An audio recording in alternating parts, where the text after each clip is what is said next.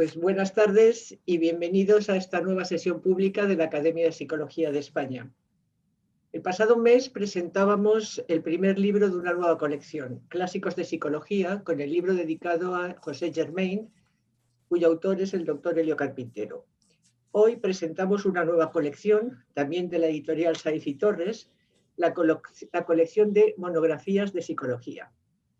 Y comenzamos la andadura de esta colección con el libro Comunicación y Psicología, coordinado por el doctor José Francisco Morales y en el que participan los doctores Javier Horcajo, Pedro Rocamora, Jesús Rodríguez Marín y José Manuel Sabucedo.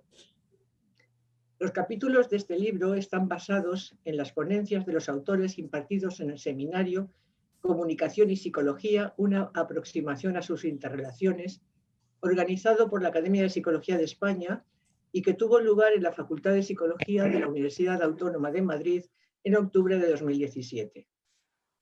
Se trata de 4 puntos de vista de autores de aportaciones destacadas en el estudio de la comunicación sobre un tema tan relevante como es el binomio comunicación-psicología.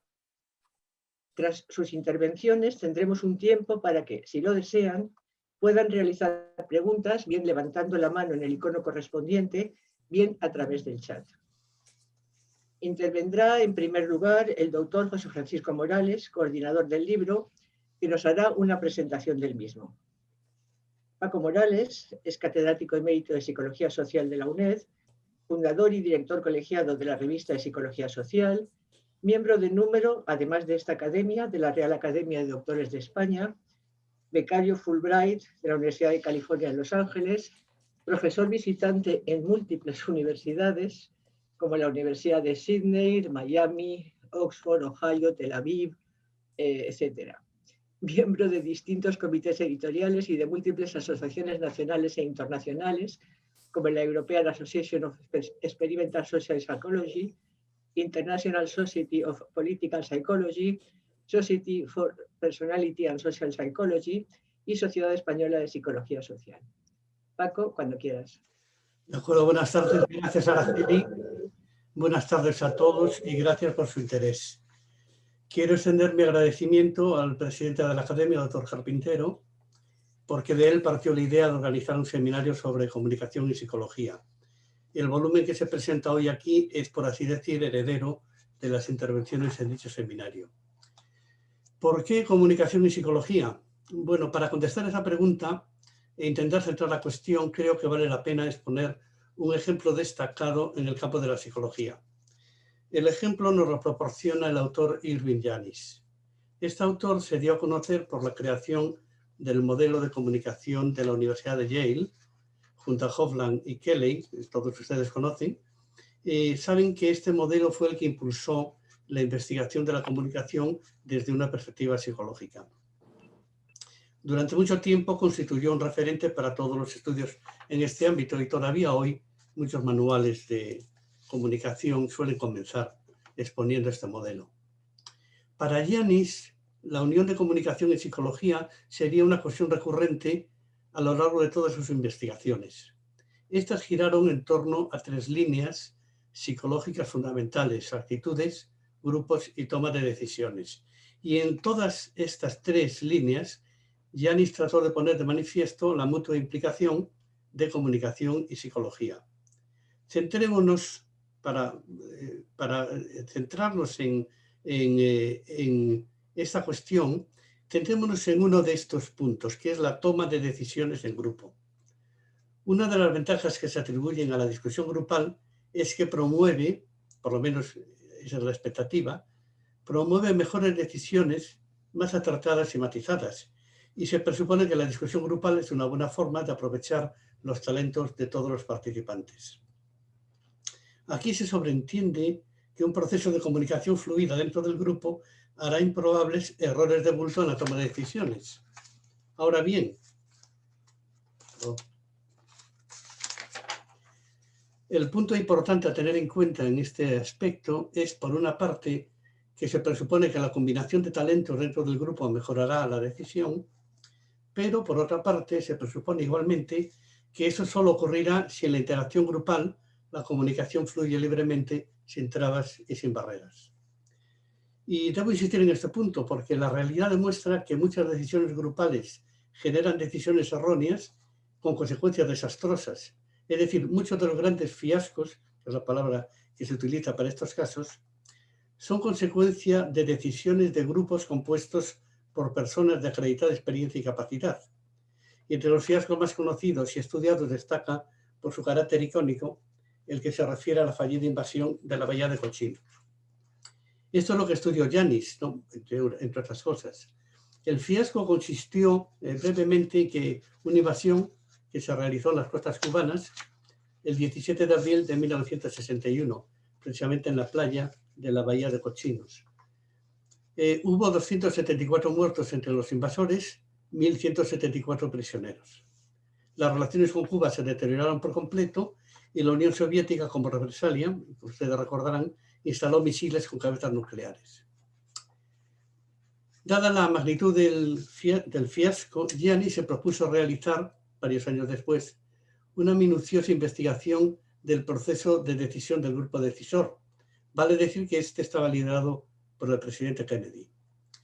Gianni se propuso explicar cómo el grupo había podido llegar a una decisión tan desacertada. Todas las discusiones habían sido fielmente recogidas en actas y varios años después, Giannis pudo analizar con gran detalle el proceso de decisión. Para empezar, comprobó que todos los participantes tenían un alto nivel de formación y tenían también acceso a cualquier información relevante para la decisión que debían tomar. En cuanto a la composición del grupo, Giannis comprobó que todos los participantes en las reuniones eran funcionarios de alto nivel. En concreto, estaba el secretario de Estado, el jefe de la Defensa Nacional, los 3 jefes del Estado Mayor Conjunto y 2 asesores nombrados expresamente por el presidente.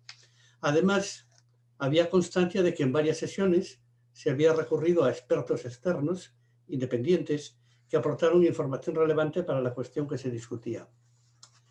La pregunta central, por tanto, es ¿por qué el fracaso? Y la respuesta nos la da una anécdota reveladora, creo yo, que se relata en un informe que se hizo público tras el fiasco. Su autor, el autor del informe, es el que entonces era subsecretario de Estado, Bowles. Bowles había sustituido a su jefe, es decir, al secretario de Estado, en una de las reuniones. La sustitución venía exigida por el protocolo de las reuniones. En aquellos casos en que el titular no podía asistir a la reunión por algún motivo, entraba el sustituto.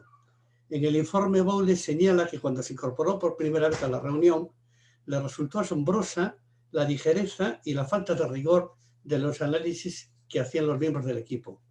Sobre todo, lo que le preocupaba es que se descartasen las opiniones de los expertos cuando eran contrarias a la invasión.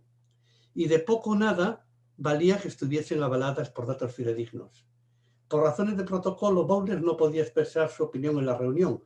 Para ello, tenía que esperar a que el presidente le diese la palabra. Esto nunca ocurrió. Y esa fue la razón de la redacción del informe. En él mostraba su total desacuerdo con el plan global y con la decisión de invasión. Y este informe lo entregó a su jefe, el secretario de Estado, que nunca lo dio a conocer.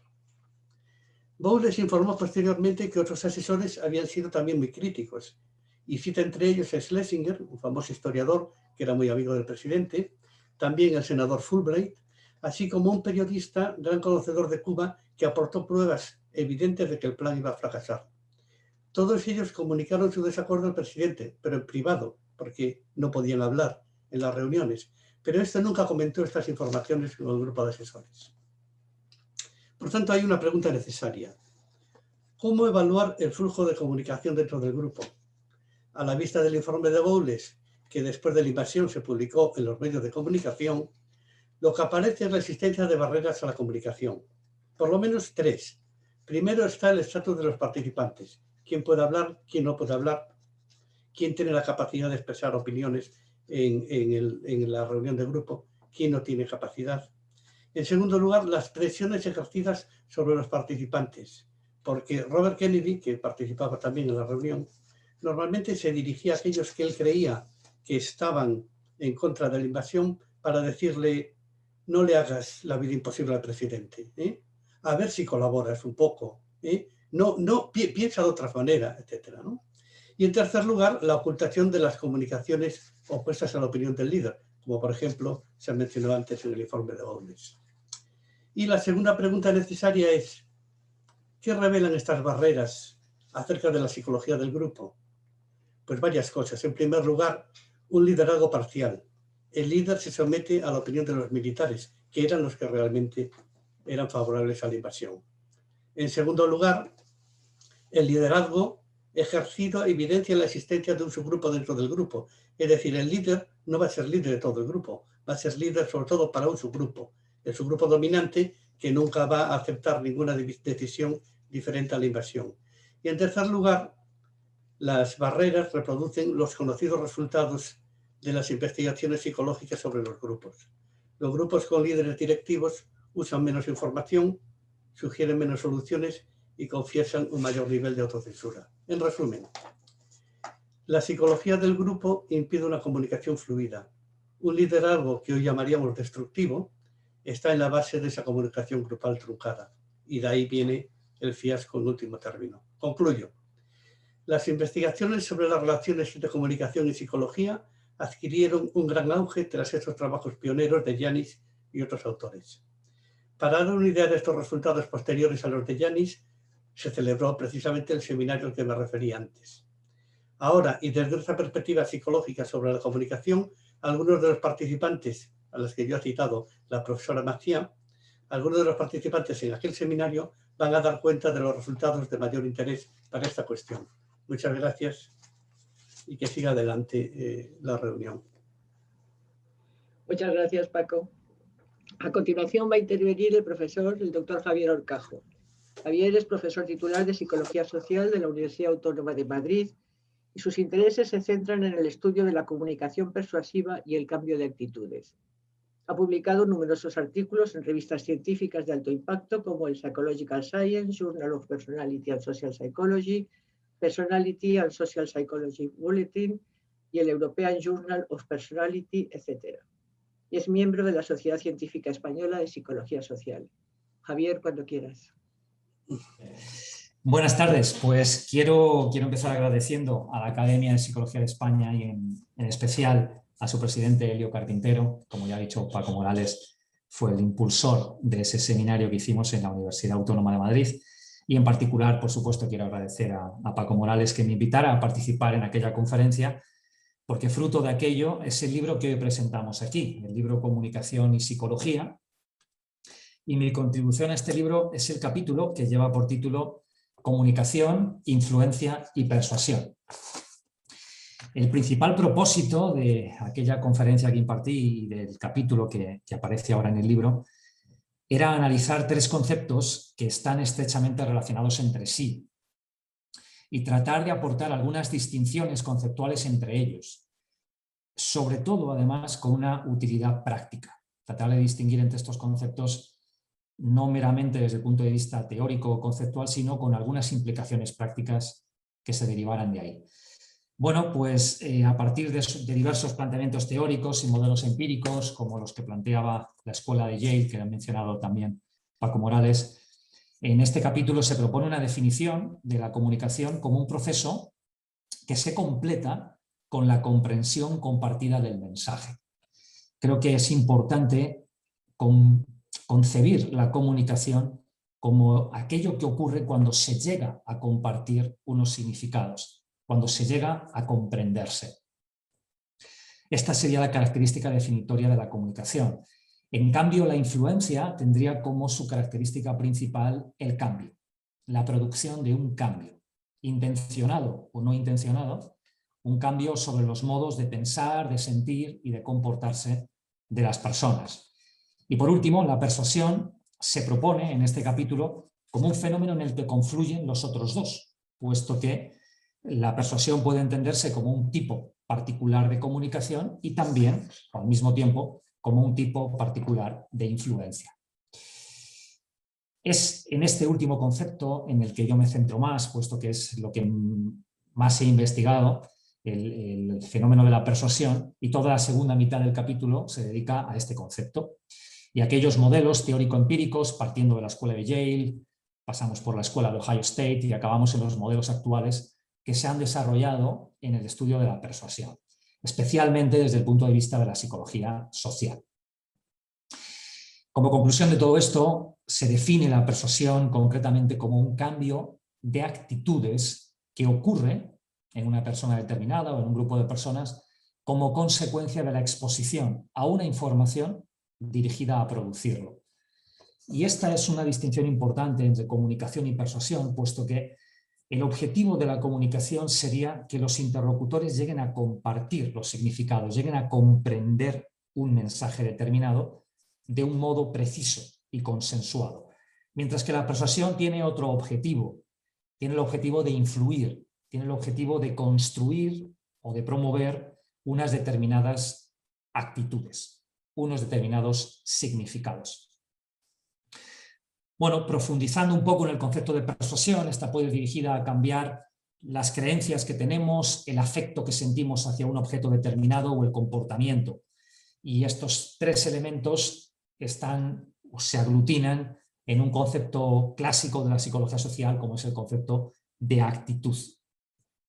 Por ello, en psicología, y más especialmente en psicología social, nos focalizamos o entendemos la persuasión como el cambio en las actitudes.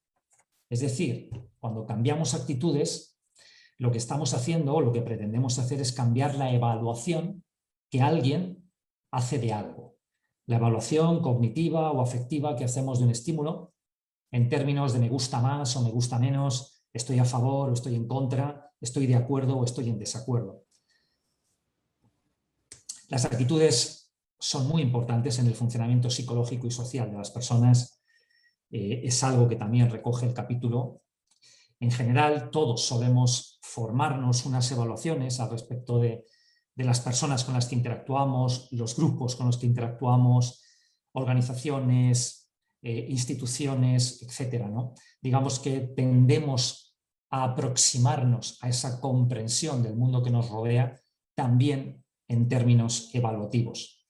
Diría que una característica importante de la cognición social humana es esta aproximación evaluativa al mundo que percibimos, al mundo social en el que vivimos. Nuestras vidas y nuestros comportamientos no podrían seguramente comprenderse plenamente sin entender esta relación evaluativa que mantenemos con nosotros mismos y con el contexto que nos rodea. Es por eso que comprender qué ocurre en la mente de las personas cuando nos formamos o cuando cambiamos estas actitudes tiene una gran importancia tanto para la investigación científica como para la comprensión de nuestra vida cotidiana. Bien, no quiero extenderme más de lo que me dijeron, creo que eran 15 minutos, creo que voy bien hasta ahora. No quiero detenerme ahora en describir eso que se describe en el capítulo, que son los modelos teórico-empíricos. Creo que eso voy a dejarlo para los lectores del capítulo. Si quisiera plantear una pregunta que también se hace en el capítulo y que recogen en alguna medida otros capítulos de este libro, y es qué aporta a nuestra sociedad concretamente. Yo me planteo qué aporta o qué puede aportar a nuestra sociedad la ciencia psicológica sobre la comunicación, la influencia y más concretamente el estudio de la persuasión. Y fijaos, hace ya 20 años que por primera vez en mi vida hice un experimento en persuasión. Fue el primer experimento en el que yo participaba, constituyó entonces lo que ahora se llamaría el trabajo fin de grado. ¿Y quién me diría a mí entonces que 20 años después iba a ser un fenómeno de tan extraordinaria relevancia? En mi humilde opinión, porque en la actualidad vivimos en un contexto global en el que nuestra sociedad de la información, este concepto que se viene utilizando en las últimas casi 5 décadas ya, nuestra sociedad de la información es, en mi opinión, a su vez o principalmente la sociedad de la influencia. Creo que cada día estamos expuestos a multitud de informaciones y datos que tienen como intención o como consecuencia la influencia. De algún modo, influir sobre nuestras cogniciones, sobre nuestros estados de ánimo y sobre nuestras conductas.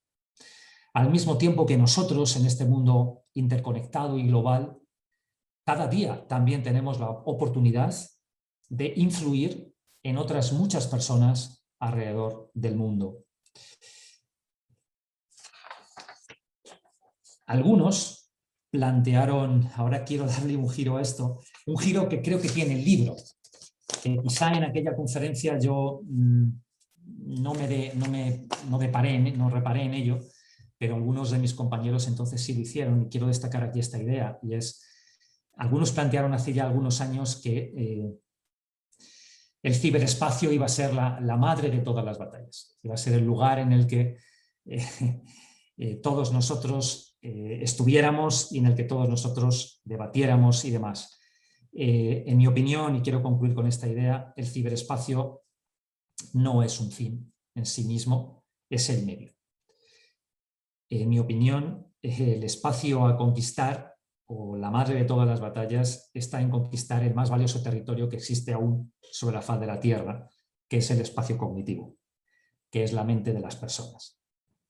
Fenómenos actuales como la desinformación, las fake news o este recientemente denominado concepto de infodemia nos vienen a decir que han venido para quedarse y que el conocimiento científico que tenemos en psicología sobre la influencia y en particular sobre la persuasión es un conocimiento valioso para defendernos y para contribuir a una mejor sociedad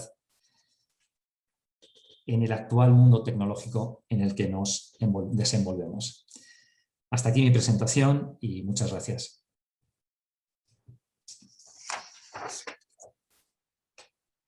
Gracias, Javier. A continuación, estaba prevista la intervención del doctor Pedro Rocamora, académico de número de la Real Academia de Doctores de España, pero por causas de fuerza mayor se ha disculpado. Y en su lugar, el doctor Morales nos hará un pequeño resumen de la aportación de este autor. Paco, cuando quieras. Bueno, muchas gracias, Araceli, otra vez. Vamos a ver, quiero disculpar al doctor Rocamora, que tenía que estar hoy con nosotros, pero como ha dicho la doctora Macía, por razones de fuerza mayor no ha podido estar, lo cual pues es muy lamentable, pero por lo menos voy a dar algunas de las ideas que figuran en su interesante capítulo.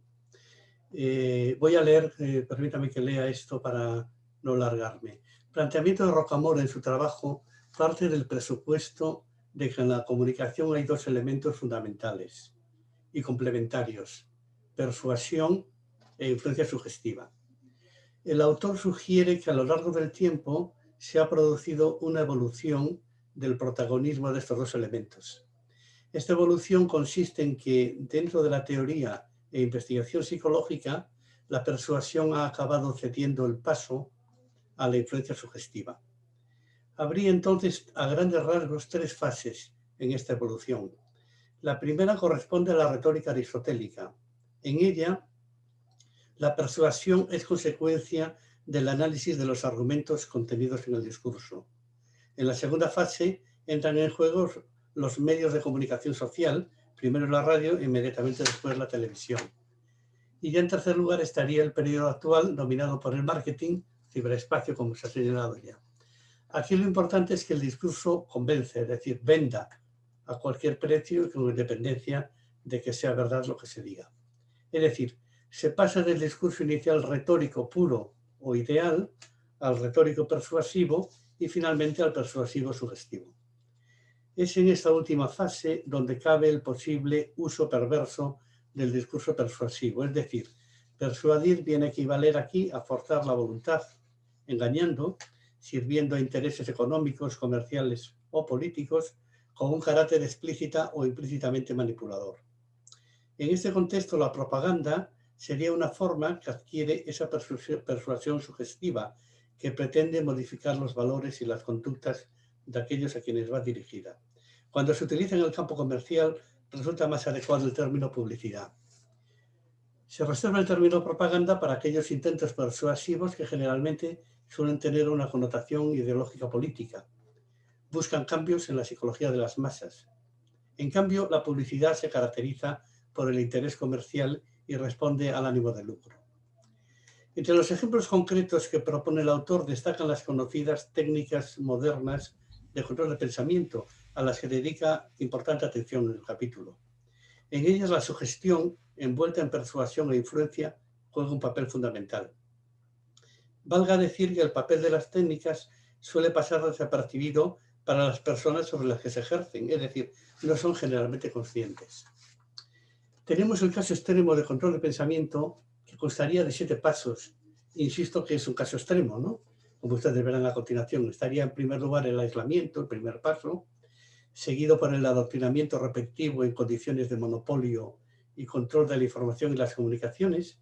Vendría a continuación la anulación del sentido crítico, seguido por el refuerzo de las dependencias grupales y emocionales, la despersonalización y finalmente la modificación, restricción, incluso dietética, por ejemplo, reducción de glucosa y proteínas, y en casos extremos, confusión, privación sensorial, alteración de los ritmos circadianos y especialmente del ciclo sueño-vigilia. Pero, nos dice el autor, lo cierto es que para lograr el control del pensamiento no hace falta utilizar ninguna de esas técnicas citadas, aunque si se usan, evidentemente, producirán ese efecto. Nada de eso es estrictamente necesario, insiste el doctor Rocamora. Basta con controlar, en la medida de lo posible, 2 variables, la educación y la información, especialmente audiovisual. No quiero acabar sin referirme a la importante tesis que publicó, que está, digamos, accesible en Internet, porque está colgada en la web de la UNED, la importante tesis sobre la sugestión del doctor Rocamora. Es decir, y a todas aquellas personas interesadas en este asunto les aconsejo, les pido que accedan a esa tesis y tengan una visión más amplia de lo que acabo de decir. Muchas gracias.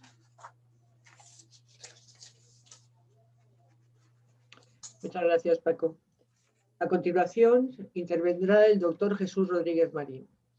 Jesús Rodríguez Marín es catedrático emérito de Psicología Social y de la Salud y director del Centro de Psicología Aplicada de la Universidad Miguel Hernández de Elche.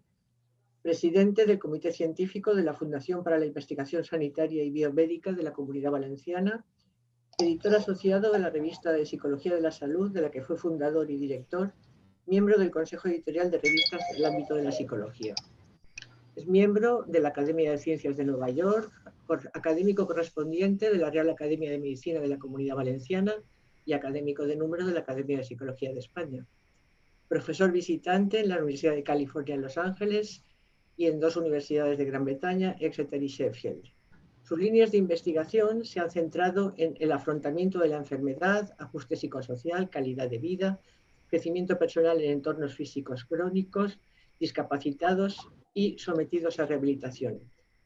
Impacto interesante estresante del hospital y ajuste psicosocial a la hospitalización, calidad de vida y envejecimiento activo.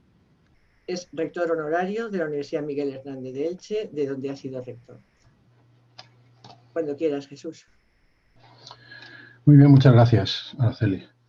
Muchas gracias por haberme invitado a la presentación de este libro. Gracias al profesor Carpintero porque inició esta andadura cuando promovió la mesa redonda o el seminario sobre comunicación y psicología. Gracias a Paco Morales por su invitación a participar en aquel evento y gracias también a la editorial Saz y Torres por haber aceptado la publicación de este libro sobre comunicación y psicología. El capítulo que yo he escrito para el libro se refiere a los procesos de influencia social en el contexto sanitario. ¿Por qué hablar por qué estudiar y por qué hablar de la influencia social y sus procesos en el ámbito sanitario? Pues sencillamente porque el cumplimiento de los objetivos que el sistema sanitario tiene exige un nivel importante de relación entre los 2 principales. Evidentemente se pueden hablar de más profesionales sanitarios, pero yo voy a centrar mi intervención solo en 2 de los principales interlocutores, que sería el médico o la médico y su paciente. Y el cumplimiento de sus objetivos, digo que básicamente es, evidentemente, curar, pero también prevenir, la enfermedad y aliviar la enfermedad y la incapacidad y el sufrimiento de las personas. Pero entonces, el cumplimiento de esos objetivos implican, digo, una comunicación en dos niveles. Un primero, que es un nivel de relación más directa y personal, o la comunicación interpersonal, insisto, entre el médico también pueden ser, ya digo, otros, pero fundamentalmente, y el paciente. Y el segundo sería un nivel de interacción o en el que interactúan los profesionales del sistema sanitario con todas las personas, enfermos o no, de forma colectiva, al que me referiré solo al que en el capítulo y ahora me referiré solo marginalmente. En ambos niveles, esa comunicación es en gran medida una intervención, una comunicación, un proceso de comunicación persuasiva.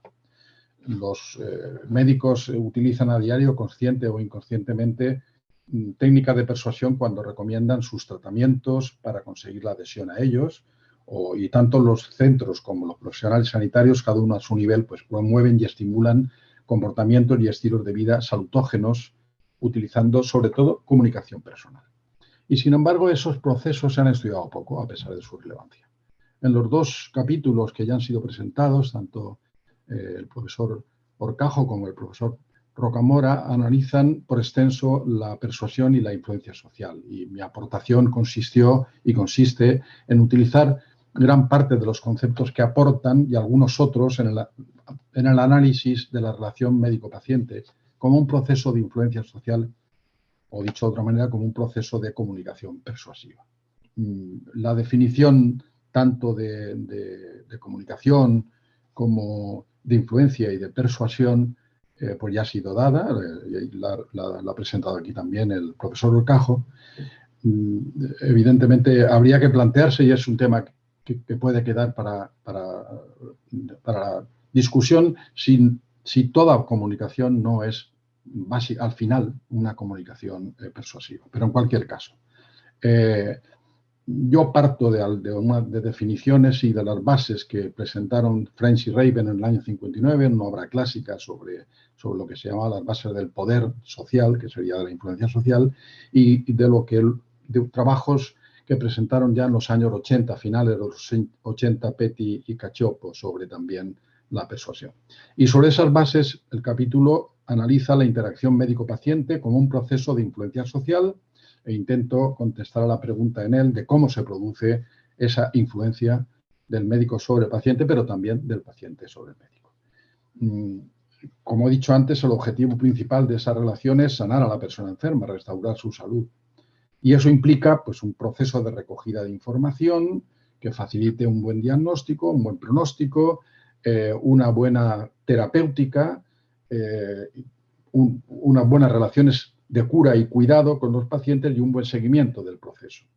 Y implica, a su vez, un comportamiento colaborativo por parte del paciente. En suma, el médico hace unas cosas y el paciente debe hacer otras.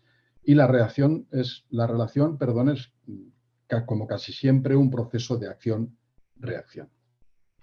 Además, la relación tiene algunos otros objetivos que son menos centrales, por así decir. Uno de ellos es cuidar al paciente, es decir, evitar, aliviar las consecuencias negativas de la enfermedad sobre la calidad de vida del paciente, fundamentalmente, y conseguir su satisfacción, lo cual implica reducir la preocupación que el paciente tiene por sus problemas. Y, por otra parte, otorgarle, sobre todo mucho más recientemente, un papel mucho más activo en el proceso de gestión y resolución del problema de salud. La consecución de esos objetivos se consigue mediante el establecimiento de una relación adecuada, entre comillas, entre médico y paciente, cuyo vínculo fundamental es la comunicación, es decir, una comunicación fundamentalmente persuasiva. Ese encuentro entre médico y paciente se puede analizar en términos de un proceso de influencia social de dos vías, que es la que va del médico al paciente y la que va en el sentido contrario, y en el cual el médico y el paciente se influyen uno en el otro. En suma, el elemento central del encuentro médico-paciente es un proceso psicológico-social en el intento por parte del médico para cambiar los conocimientos, creencias, emociones y preocupaciones, actitudes y comportamiento del paciente, y también en el intento del paciente para conseguir una recuperación de su salud y de una buena calidad de vida, interviniendo también consciente o inconscientemente para cambiar la información, conocimientos, también las emociones o preocupaciones, actitudes y comportamientos del propio médico. Es interesante señalar que la mayoría de los estudios clásicos sobre la relación médico-paciente han versado básicamente sobre comunicación y que los términos comunicación básicamente en el sentido de información o de trasvase de información y que los términos persuasión e influencia no aparecen en ellos tal cual. Y por eso resulta, en mi opinión, de la mayor interés responder a la pregunta cómo se produce la influencia del médico sobre el paciente y viceversa.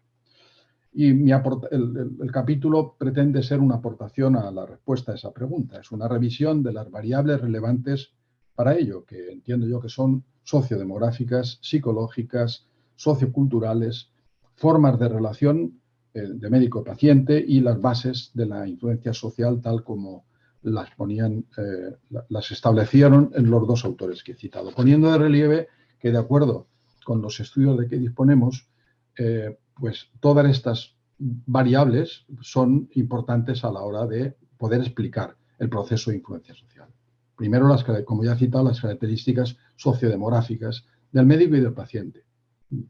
Se pueden citar, seguramente habrán estudios sobre alguna más, pero fundamentalmente la edad, el sexo o género, la clase social y el estatus socioeconómico o económico. Con respecto a la edad, no hay muchos resultados contundentes, si acaso, y como curiosidad, pues por ejemplo que los médicos preguntan más a los pacientes más jóvenes y les proporcionan a la vez más información y más apoyo, y en cambio con los pacientes más ancianos, mayores de 70 años, la comunicación es más cálida y se les da explicaciones en un lenguaje más simple y más comprensible y con menos, entre comillas, jerga médica. Una segunda variable de interés sociodemográfica sería el género de los actores en la interacción. Voy a hablar un poco más adelante de ello. Por lo que se refiere a la clase social, los resultados de los diferentes estudios muestran que los pacientes de clases sociales más bajas reciben mensajes emocionales menos positivos y un estilo de consulta más directivo y menos participativo. Otra variable dentro de este ámbito es el nivel educativo del paciente. Evidentemente, aquí las ventajas en la comunicación para los pacientes con mejor nivel educativo son evidentes. Y en este ámbito juegan también mucho las destrezas lingüísticas que introducen diferencias en el estilo de comunicación con el paciente e implican diferencias en el reconocimiento de síntomas, en la evaluación social que hace uno de otro y en la percepción que el paciente tiene de su médico. Un segundo grupo de características importantes que analizo son las características psicológicas de cada uno de los actores. Inteligencia, estados emocionales, personalidad, actitudes y comportamientos. Es importante o es interesante subrayar que las características psicológicas de los pacientes, sobre todo, de los pacientes y de los propios médicos por parte del paciente, son características percibidas, pero muy rara vez evaluadas técnicamente. Estamos hablando de profesionales de la medicina y no de profesionales de la psicología. Hay datos que apoyan la idea de que el profesional médico proporciona más o menos información o de un tipo u otro en función de dos variables psicológicas percibidas en el paciente, que es su nivel intelectual y su estado o control o capacidad de control emocional. También las actitudes, evidentemente, que tienen un papel relevante, lo que se pudiera denominar en términos generales la ideología sobre todo del profesional sanitario o la ideología percibida en el paciente. Por ejemplo, basta con pensar la relevancia que esa ideología puede tener en temas como la contracepción, el aborto, la eutanasia y un largo etcétera. Finalmente, dentro de este grupo se puede hablar también del comportamiento tanto de uno como de otro de los actores. Diversas conductas del médico se pueden determinar un proceso de influencia social de una determinada manera también. He hablado de algunas de ellas, como la jerga médica. No me voy a extender sobre ello. Y también es importante la conducta del paciente. En la interacción con el médico, los pacientes organizan estrategias que incluyen la presentación de estrés emocional y social.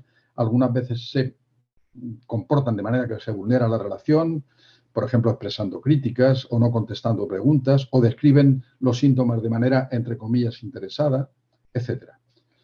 El tercer gran ámbito de factores que yo menciono en este estudio del proceso de influencia social son los factores socioculturales, de los cuales marco tres. Primero, el más amplio, el sistema sanitario. El sistema sanitario implica determinadas maneras de, es decir, por ejemplo, consultas muy cortas, muchas remisiones a especialistas para solucionar un problema o para realizar pruebas diagnósticas,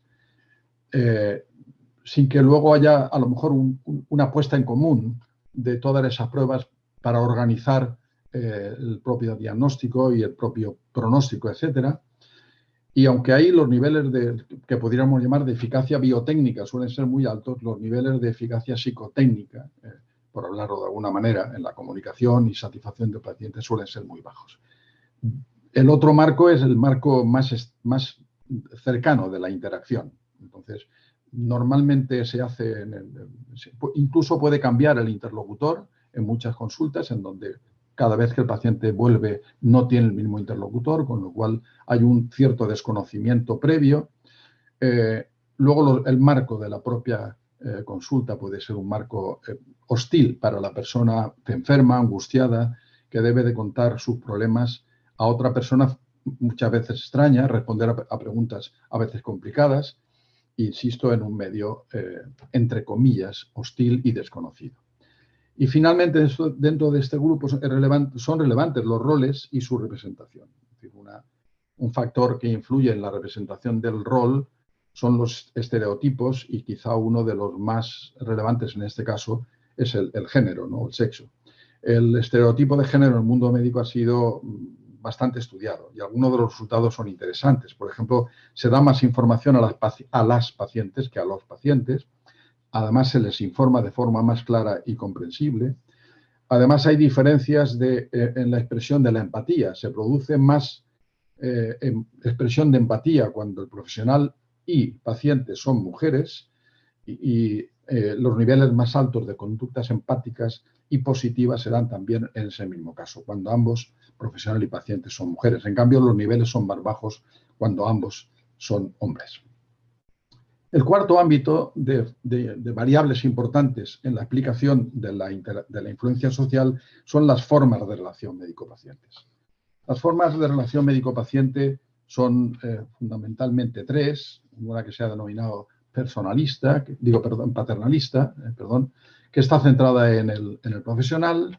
Después tenemos una segunda de guía o cooperación centrada en el paciente y otra de participación mutua centrada en el paciente, que van de más digamos, relevancia de la figura del médico a más relevancia de la figura del paciente. No son formas que sean excluyentes. Esas formas de relación no pueden utilizarse en varios momentos de la relación de forma indistinta. Y finalmente, el último gran grupo de las variables o de los factores que son interesantes para explicar la influencia social en este caso específico son lo que se llaman las bases de la influencia social, que utilice cada uno de los actores en la interacción. Esas bases de la influencia social pues, son variadas. Yo, como he dicho antes, parto fundamentalmente de las establecidas por French y Raven: la recompensa, la coerción, la legitimidad, la referencia, la pericia o experticia y la información. Y posteriormente Cialdini identificó 6 principios básicos de la influencia social que son muy semejantes, y yo he procurado unirlos para utilizarlos de forma conjunta.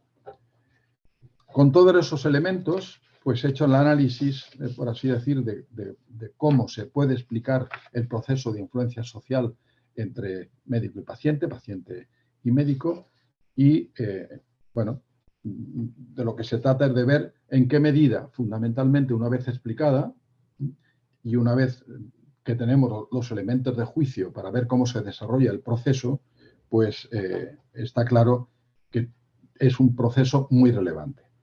En suma, para terminar, la interacción entre médico y paciente es un proceso de influencia social bidireccional que se produce sobre la base de los estatus y roles de cada uno de los actores.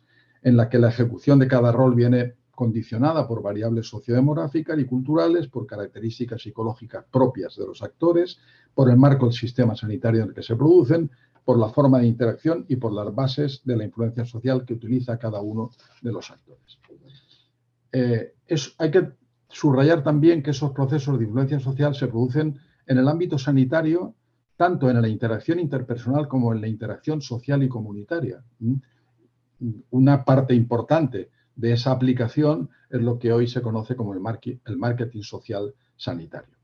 En el ámbito clínico, un problema para reducir la renuencia de muchas personas a poner en práctica conductas y hábitos saludables que les recomienda su médico estriba en la falta de habilidad para persuadirles del necesario cambio de estilo de vida. Y la incorporación de estrategias de cambio de conducta y de estrategias de lo que antes se me ha mencionado, de marketing social, son un enfoque muy prometedor para conseguir una mejora importante en la interacción cotidiana del médico-paciente. Así pues, lo que he pretendido es mostrar y poner de relieve que la consideración y el estudio del proceso de la influencia social que se produce en la interacción médico-paciente, sean o no conscientes de ello sus actores, es absolutamente necesaria si queremos conseguir incrementar el éxito en la consecución de los objetivos más relevantes de la atención sanitaria y que es, al mismo tiempo que subrayo esa importancia, subrayo también la importancia de seguir trabajando y sobre todo proponiendo que en la formación, sobre todo de los profesionales sanitarios, eso sea una parte verdaderamente relevante de ello. Muchas gracias. Si alguien quiere realizar alguna pregunta o alguna cuestión, puede o bien a través del chat o bien levantar la mano en el icono este de reacciones que tenemos abajo.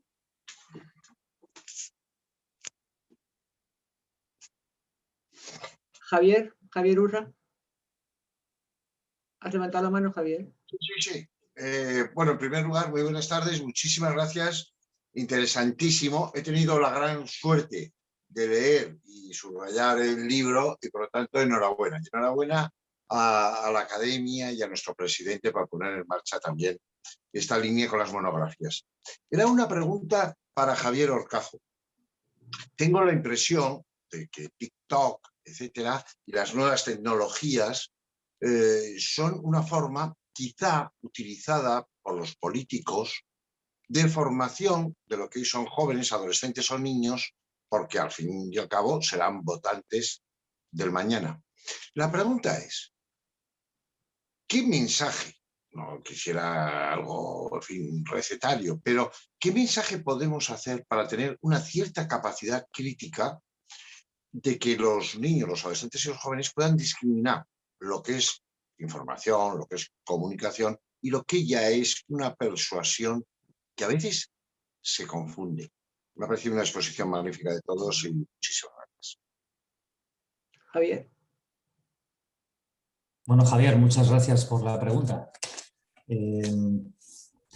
Mira, una de las cosas que quería comentar, pero al final el tiempo pasa muy rápido, era precisamente esta, que quizá el modo en el que actualmente se ejerce esta influencia no es el modo de la propaganda clásica, donde claramente tú podías identificar que el mensaje tiene una intención persuasiva.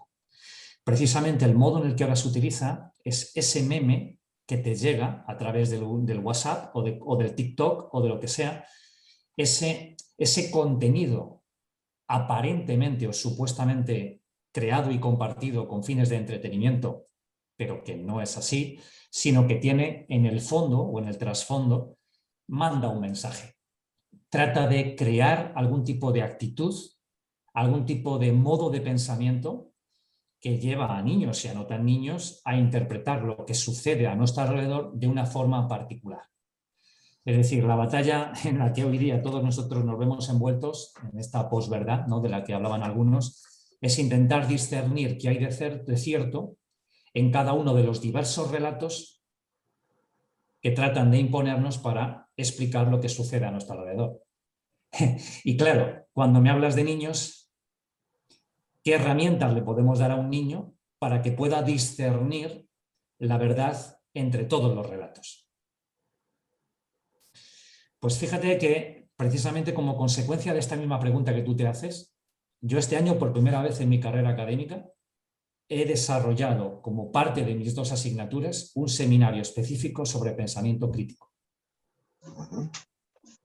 No son precisamente niños, pero no están tan lejos de serlo. Y la idea principal que yo les quería transmitir es que quizá no es tanto darles contenidos como darles o proporcionarles un modo de pensar sobre la realidad. Está muy bien. Y la mejor respuesta que yo tengo para ellos es que cuanto más les enseñemos a pensar científicamente, a pensar como piensa y analiza un científico la realidad, también la realidad social, mejor preparados estarán para defenderse de esa manipulación de la que tú me comentabas. Si somos capaces de hacernos preguntas, de cuestionar la veracidad de todo lo que nos llega, de entenderlo como una hipótesis, y como toda hipótesis hay que comprobarla y contrastarla. Si dotamos a nuestros niños y no tan niños de ese modo de pensar, creo que esa podría ser un buen camino. Muchas gracias por la pregunta, Javier. Gracias por la respuesta. Muchas gracias. Gracias a los dos. Hay 2 palabras pedidas, pero observo que Alberto Torres ya debe haber solucionado sus problemas técnicos y lo tenemos por aquí. Alberto Torres, director de la editorial, cuando quieras te cedo la palabra. A ver, por fin. Hola, Alberto. Perdonad, pero no soy muy ducho en informática y no sé qué ha pasado. No sé qué ha pasado. Algo me ha pasado en el ordenador que no era capaz ni de conectar el audio ni la cámara. Bueno, daros las gracias a todos. Como dije en la anterior presentación, quería dar las gracias a la Academia de Psicología por darnos la oportunidad de editar estas 2 colecciones. Y poco más puedo deciros. Quedamos a vuestra entera disposición para intentar ayudar en lo que podamos. No es mucho, pero en todo lo que podamos ayudar a divulgar conocimiento científico de calidad, aquí nos tenéis. Nada más y muchas gracias a todos. Gracias. Muchas gracias a ti, Alberto. Pues seguimos con el turno de palabras. Eliodoro Carpintero ha pedido la palabra. Presidente. Bueno, quería dar la enhorabuena a todos los que han participado en esta presentación y a todos los que han hecho referencia al esfuerzo que la Academia está desarrollando precisamente para ir multiplicando los temas psicológicos tratados con interés social público y también con la calidad y con la competencia con que aquí se ha hecho. Yo quería dar especialmente las gracias al profesor Jesús Rodríguez Marín, que ha tomado sobre sus hombros el trabajo de organizar y poner en movimiento lo que siempre significa el poner en marcha una colección, y en este caso 2 colecciones de libros. También mi agradecimiento a Santi Torres por haber aceptado nuestras sugerencias y nuestras proposiciones, y sobre todo a todos aquellos que en adelante van a seguir comprando, viendo, leyendo estos libros y van a seguir desde la Academia escribiendo, participando y creando un fondo y una literatura especializada y vertida hacia los temas centrales actuales de la psicología, que es lo que en el mundo de nuestra Academia queremos lograr y que creo que por estos lados vamos avanzando. Muchas gracias a todos. Vale. Gracias, Elio. Jesús, querías hablar. Sí, a mí me parece muy interesante la pregunta que ha hecho Javier Urra. Y me parece muy interesante también lo que ha dicho Javier Horcajo, lo que ha contestado Javier Horcajo. Pero yo creo que la pregunta tiene muchísima más complejidad y probablemente la respuesta también. ¿Por qué? Porque yo creo que eso es muy complejo en el mundo en el que nos vamos moviendo. Primero, yo tengo una pregunta para Javier antes. ¿No crees, Javier, que toda comunicación, toda, es persuasiva por sí misma? Es un intento de interacción entre comillas, persuasiva, es decir, cuando comunicamos siempre estamos interactuando, pero ¿para qué? Para cambiar conocimientos, emociones o comportamientos de la persona con la que interactuamos. Y en ese sentido es un proceso de influencia social. Pero eso era previo. La pregunta de Javier me ha planteado un problema más serio, es decir, en un mundo que ahora se llama de la posverdad, que yo no entendía, y me resultaba complejo entender eso de la posverdad, no sabía lo que era, hasta que leí un libro que se llama Goodbye Verdad, que me aclaró que eso consiste en que la verdad no existe. Y claro, ahora, por tanto, mi pregunta a ese respecto, Javier, sería, si es verdad que no hay verdad, es difícil que podamos imaginar sistemas para que los niños aprendan a distinguir lo que es verdad y lo que no. Porque ahora eso sí, es decir, las referencias normales que teníamos parecen haber sido disueltas en los procesos de comunicación que estamos teniendo, que estamos viviendo cotidianamente. Y en ese sentido yo lo veo mucho más complicado. Ojalá primero recuperáramos cosas que nos parecían obvias, y a mí todavía, pero bueno, yo empiezo a ser muy antiguo, pero que no lo parecen tanto. Y entonces a mí esas dos reflexiones te quería hacer para ver si tú compartes la primera y en la segunda, pues si ves el mismo problema que veo yo. Yo empiezo a ver un problema que no sé exactamente cuál es la solución, que es justamente esa, de que la posverdad significa que no hay verdad y que por lo tanto lo mismo. La verdad puede ser esta y la otra.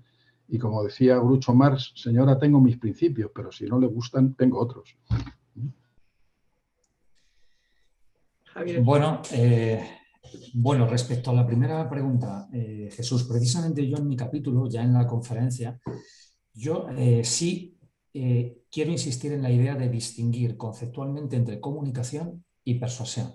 De hecho, una de las asignaturas que imparto desde hace años es comunicación y persuasión. De hecho, no es nada original porque ya estaba en la escuela de Yale, esto de comunicación y persuasión. Yo creo que la comunicación es más apropiadamente, o mejor dicho, creo que acertamos en definir la comunicación como ese proceso cuya última finalidad es esto que ahora mismo está ocurriendo aquí. Y es que podamos comprender el mensaje que cada uno de nosotros quiere compartir. Porque compartimos unos significados, compartimos unos códigos y hasta un cierto punto estamos entendiendo algo parecido. Compartir estos significados yo lo distingo de lo que es la persuasión, que sería un tipo de comunicación que yo creo que es donde tú ubicas esto de que la comunicación puede ser persuasión casi siempre, es cuando la comunicación tiene como intención cambiar una actitud, una opinión, una creencia, una valoración en otra persona. Pero no creo que toda comunicación tenga esa intención. Del mismo modo que no quiero meterme en cosas mucho más, creo, profundas aquí, porque me interesa mucho más incluso la segunda pregunta que me has hecho. Pero fijaos, en este punto yo digo incluso en mi capítulo que la comunicación no es un mediador suficiente para la persuasión, y en algunos casos ni siquiera necesario. Es decir, puede producirse un cambio de actitudes, por ejemplo, mediante mecanismos de condicionamiento subliminal, condicionamiento evaluativo subliminal, donde no podemos entender que haya habido una comunicación en los términos en los que habitualmente la definimos, pero existe una evaluación que ha sido modificada. Es decir, hay distinciones conceptuales y es de eso de lo que va concretamente mi capítulo. Aunque comparto contigo, y de ahí lo de que yo diga que la sociedad de la información es fundamentalmente o principalmente una sociedad de la influencia, que la comunicación, los medios tradicionales de comunicación de masas, o estos medios globales que nos aporta Internet, cuando dicen que nos están comunicando, realmente lo que están haciendo es querer persuadirnos. Y creo que por ahí va un poco tu planteamiento inicial. Y respecto a lo segundo, bueno, no sé si querías, Jesús, añadir algo. Sí, vamos, yo comparto tu opinión, obviamente. Probablemente la diferencia de opinión esté solo en que a mí me parece que hay muy pocas veces en las que hay una comunicación en el sentido estricto que tú le das y que la mayor parte de la comunicación cotidiana, de nuestra vida cotidiana, es una comunicación que incluso a veces de forma inconsciente sí pretende. Sí. No estoy haciendo una pura comunicación estricta, sino que me comunico para. Y ese para es lo que yo entiendo que es. Ya digo, no a veces intencionalmente, a veces no es que uno comunique de forma intencionalmente persuasiva, pero sí que te comunicas para. Entonces eso, y que esa línea es la que a mí a veces me resulta muy difícil de percibir. Pero bueno, yo estoy de acuerdo básicamente que sí, que puede haber una comunicación puramente comunicativa. No sé cómo llamarle. Sí, comunicación, completamente de acuerdo, Jesús, completamente de acuerdo. Quizá los contextos y las situaciones en las que podamos ubicar esa comunicación meramente de transmisión de información sin ninguna otra intención sean muy pocos. Y de hecho es que la persuasión como concepto y como término tiene peor prensa. Sí, si los medios de comunicación de masas se autodenominaran medios de persuasión de masas, sí. Igual nos protegíamos mucho más a la hora de leer un diario o de escuchar o de ver un noticiario, ¿no? Respecto a la segunda pregunta, lo de la posverdad, lo de que no hay verdad, o hay distintos tipos de verdad. Bueno, en cuanto, hay por ahí algún autor que plantea lo de las verdades empíricas, verdades emocionales, etcétera, ¿no? No quiero entrar en ese debate. Pero cuidado, yo creo que muchos han encontrado en la posverdad, en ese mensaje de que no hay verdad, el escenario perfecto. Claro. El escenario perfecto para que todo valga. Por supuesto, claro. Sin duda. Mi respuesta a eso es, ¿en ciencia hay una verdad? Me hago la pregunta también. Bueno, pues la verdad que los científicos somos capaces de consensuar a partir de la evidencia empírica. Sí. A lo mejor este modelo hay que trasladarlo a todas las verdades o a muchas verdades. A las verdades que también nos transmiten desde los medios de comunicación, a lo mejor hay que aplicar este modelo. No todo vale. Hay cosas que son más ciertas que otras. Hay cosas que están más fundamentadas en los hechos que otras. Y hay una iniciativa, y con esto acabo, que no quiero extenderme más, hay una iniciativa que me parece extremadamente necesaria y relevante hoy día, que es la de estos periodistas que han desarrollado esto que se llama el contraste de noticias, el contraste de el fact-check.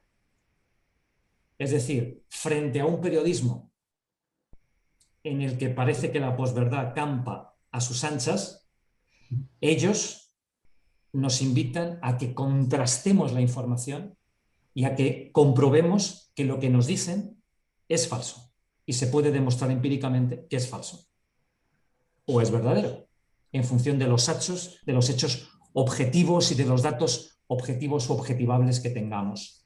Creo que por ahí va esta búsqueda de la verdad, ¿no? Muy bien. En nivel de opinión. Muchas gracias. Tiene la palabra, levantada la mano, José María Prieto. José María. Y después Amalio. Bueno, vamos a ver. Para mí me han interesado dos cosas que quiero comentar y recalcar. Ahora mismo, perdón, no me ven. No, activar cámara. Vamos a ver, el tema del profesor Horcajo me ha resultado altamente interesante, pero porque yo vengo de otra tradición y trabajo esa temática desde otra perspectiva. Cuando yo me fui a estudiar a Estados Unidos en el área, había una asignatura que era Modern Speech, que era no obligatoria, pero casi, para los que nos dedicábamos a ciencias humanas, y en ella diferenciábamos entre charlas informativas, donde el meollo es la lógica, y que es el estilo de los profesores universitarios prevalentemente, basado en hechos y demás. Las charlas de tipo persuasivo, basados en el pensamiento metafórico, y las charlas de tipo coyuntural, como por ejemplo, tengo que hablar ahora unas palabritas y tengo que trabajar coyunturalmente para conectar con el público exclusivamente. Yo esta temática la he trabajado tanto en el grupo de español como en el grupo inglés que tengo en la facultad, porque lo dividimos en 3 tipos de actividades durante 3 horas. Mi modelo de 3 horas. Y uno es que una de las partes son charlas que lo que se pretende es estimular, dentro de las persuasivas, estimular para que la gente afiance sus creencias con lo que reforzar las creencias que compartimos, es decir, los típicos sermones de las iglesias.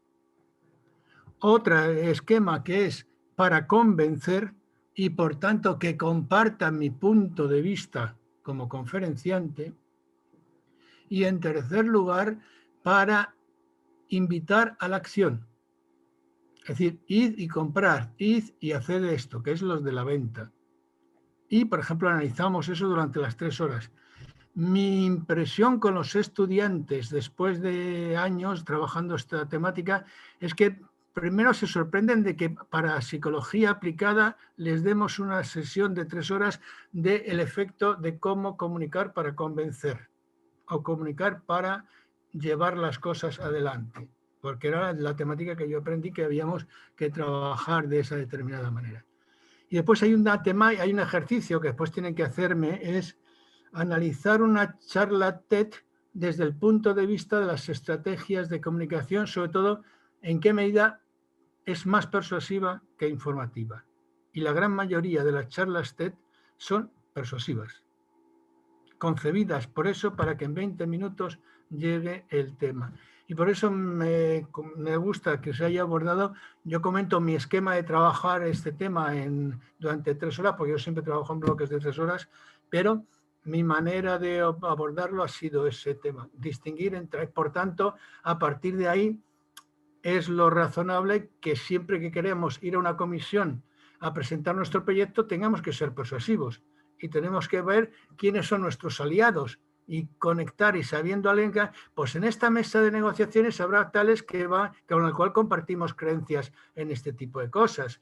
O a partir tengo que repartir comunicación para ver con quiénes compartimos puntos de vista, para partir, es decir, que toda charla de presentación en psicología aplicada tiene que tener en cuenta esos 3 elementos. La cognitiva, puramente eso está muy bien para la universidad, pero cuando tienes que convencer dentro de los entornos productivos y para que te contraten cosas, la persuasiva es la herramienta que yo manejo y ese es mi planteamiento de operativo desde los años 66. Muchas gracias. Gracias, José María, por tu aportación. Me parece que no había ninguna pregunta para ninguno de ellos. Con lo cual, doy la palabra ahora a Amalio Blanco. Hola, muy buenas tardes. No tengo imagen, pero tampoco pasa nada. Te oímos. ¿Me oís? Sí, Araceli, ¿me estáis oyendo? Sí, muy flojito, pero te oímos. Ah, sí. Oye, espera un momentillo, a ver si le doy. En primer lugar, muchísimas gracias a los participantes, a Paco, a Javier, a Jesús Rodríguez Marín, por esta excelente charla y que ha suscitado muchísimas preguntas y a mí también otras cuantas, ¿no? Relacionadas con la verdad. Cuidado con eso que de la verdad no existe, porque si no existe la verdad, tampoco existe la mentira y a lo mejor Hitler tenía razón. Claro, entonces, y Hitler y Pinochet, en fin, los grandes leviatanes del siglo XX es posible que tuvieran razón. Cuidado con ese tipo de cosas que nos llevan a un callejón sin salida y tal, ¿no? Jesús, si la comunicación fuera persuasión, la pregunta que yo me hago es la siguiente: ¿por qué hemos fallado tan rotundamente a la hora de comunicar las cosas tan elementales y tan sencillas como el tema de las medidas contra la COVID? Quiero decir, fíjate que se ha habido comunicación todos los días, 7 millones de veces y tal, y aquí no ha habido ninguna persuasión. Por tanto, la pregunta es para Javier: ¿qué diablos ha fallado en la comunicación que se ha hecho respecto a la COVID? Y en segundo lugar, ¿por qué la psicología no ha estado más presente a la hora de decir cómo se debe comunicar un mensaje para que sea persuasivo en la dirección que científicamente la psicología quiera que sea persuasivo? Por lo menos una cosa muy sencilla, para que no nos muramos, vamos, en último término, para salvar vidas y tal, ¿no? Esas son, en fin, en medio una reflexión y una pregunta. Muchas gracias. Gracias, Amalio. Javier. Bueno, pues no sabéis lo contento que estoy, porque todo lo que estáis comentando son las inquietudes más profundas que yo tengo y que comparto cada día con mis estudiantes de la asignatura de persuasión. Respecto a la pregunta que plantea a Mario, ¿qué ha fallado en la comunicación de la COVID? Pues a lo mejor lo que ha fallado es la razón por la cual yo en este capítulo insisto en distinguir entre comunicación y persuasión, y creo que la aportación de José María Prieto he entendido que va por ahí. Y es lo siguiente: cuando partimos del supuesto o interpretamos erróneamente el modelo de la escuela de Yale, hay personas que evalúan el éxito persuasivo por el mero hecho de que la comunicación se haya producido.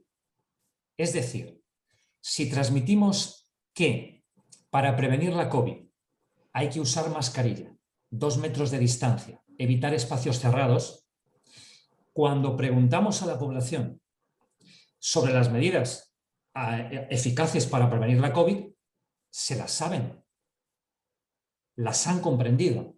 Es decir, ha habido, en general, vamos a partir de un supuesto de que en general ha habido comunicación. El error está en dar por supuesto que esa comunicación conlleva necesariamente persuasión. Ese es el error.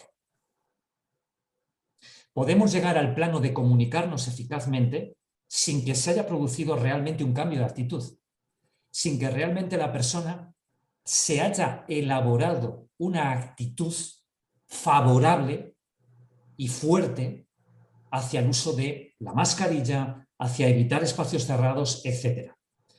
Podemos comprender el mensaje y no aceptarlo. Esto ya estaba en la escuela de Yale. Porque finalmente la persuasión depende de que aceptemos ese mensaje que hemos previamente comprendido. Insisto, de acuerdo con el mensaje de Yale. Pero respondiendo a lo segundo que me dices, Amalio, ¿por qué no hemos estado los psicólogos más presentes? Pues esa es la pregunta que me hago cada día. Quizá porque somos en este sentido invisibles. Quizá porque cuando en los ministerios de sanidad, etcétera, piensan en especialistas que puedan ayudarnos, no están pensando en psicólogos, acuden a otras facultades, acuden a otras profesiones, desconocen que en psicología hay modelos realmente con un aval empírico como quizá no hay en otras disciplinas, a la hora de comprender, describir, explicar y predecir efectivamente que la persuasión ocurra también en un contexto como el que estamos viviendo del COVID. Veo por ahí a Jesús que algo quería decir porque estaba moviendo la mano, así que hasta aquí mi respuesta, Mario. Espero que haya podido responder a tus inquietudes que comparto. Sí, gracias, Javier. Jesús quiere añadir algo más sobre esto. Vamos a ver, yo estoy totalmente de acuerdo con lo que acaba de decir Javier. Vamos a ver, que la comunicación sea persuasiva no quiere decir que persuada. Quiero decir que evidentemente, lo que yo pretendía decir es que toda comunicación pretende cambiar o bien creencias, o bien emociones, o bien actitudes, o bien comportamientos, lo cual no quiere decir que lo consigas. Pero cuando yo me comunico con alguien, el mero trasvase de información ya lo pretende. Eso por un lado. Pero yo estoy de acuerdo con lo que Javier ha dicho a este respecto. El por qué. Lo otro es más, bueno, es un ejemplo interesante, que es el tema del COVID. Pero vamos a ver, durante muchísimo tiempo, cuando se fumaba, todo el mundo fumaba y tal, pues había muchos programas para dejar de fumar, para intentar que la gente fumara.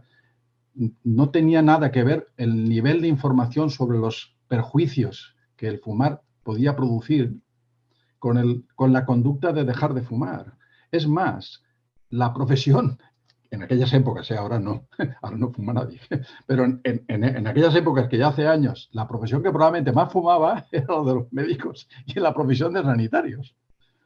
Y yo he visto en los pasillos de algunos hospitales, hace ya muchos años, estoy hablando de hace muchos años, pero yo no de colillas de tabaco. En fin, quiero decir con eso, que no era información lo que les faltaba, no era eso. Y yo creo que algo parecido pasa aquí. Es decir, y eso lo hemos comentado, yo creo que lo ha comentado alguno de nuestros colegas académicos, ¿no? Maripaz y alguien más que han hecho algún artículo sobre, y Fernando, también, que han escrito sobre el tema del COVID. Es decir, los problemas aquí no son de la información ni del cambio de creencias, son de las recompensas, es decir, las bases sociales de la influencia. Una de ellas, en el caso eran las clásicas, que es recompensa y castigo. sobre los comportamientos.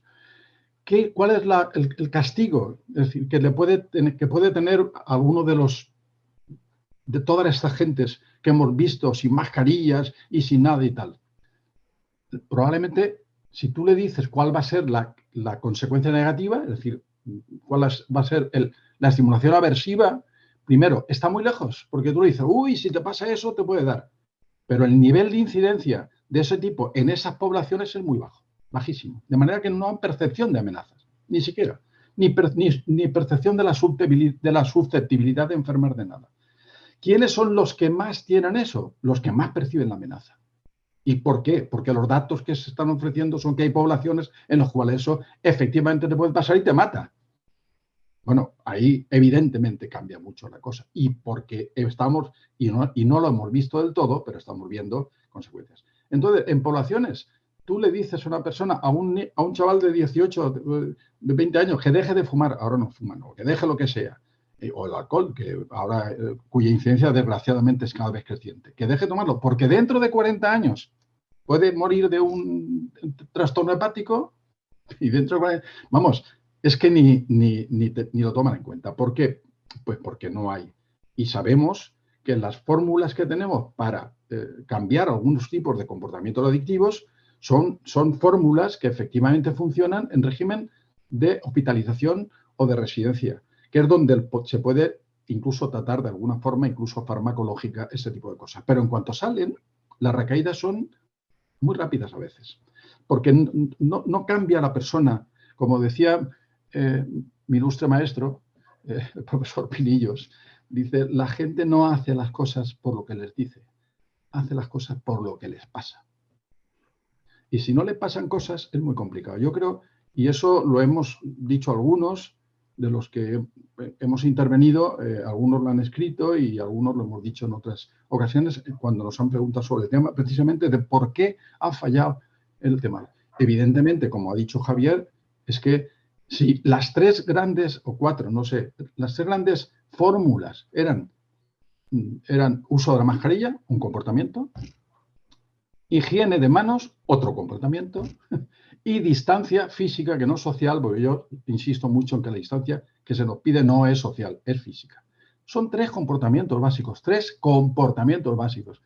Bueno, pues en todo esto, los especialistas en comportamiento no hemos estado. Ni se nos ha llamado, ni se nos ha considerado. Somos invisibles cuando se están trabajando en temas de comportamientos.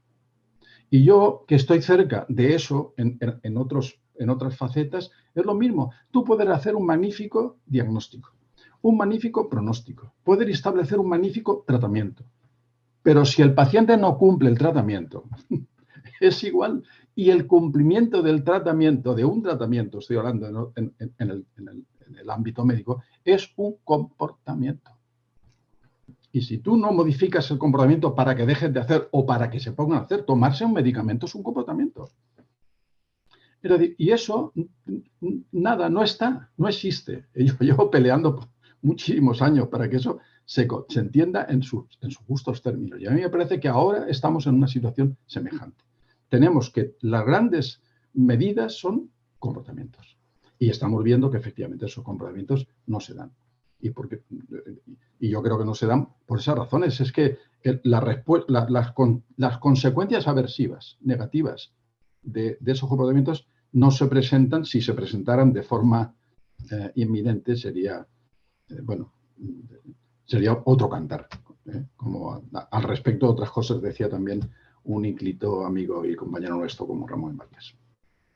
Pero bueno, yo creo que ahí, pues, salvo insistir en que la profesión, los científicos del comportamiento tienen que estar más presentes en estos casos, pues no parece que podamos hacer mucho más.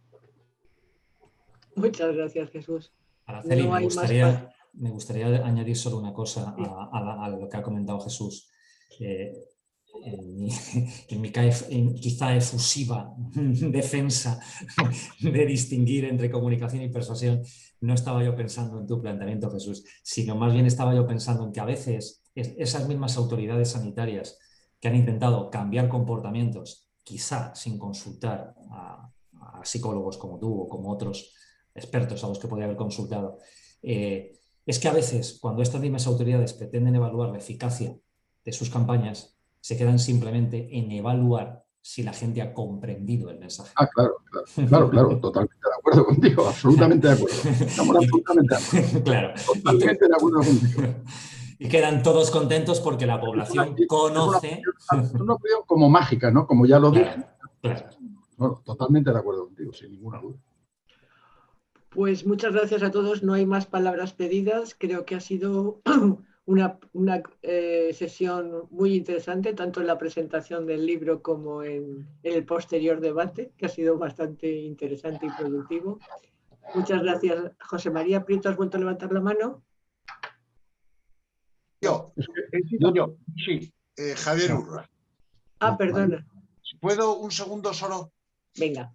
Un segundo, Araceli. Porque es que me parece que hay una cosa que no estamos haciendo, y está muy bien Paco Morales, está Jesús, está Javier, pero hay una cosa que no estamos haciendo, que se llama autocrítica.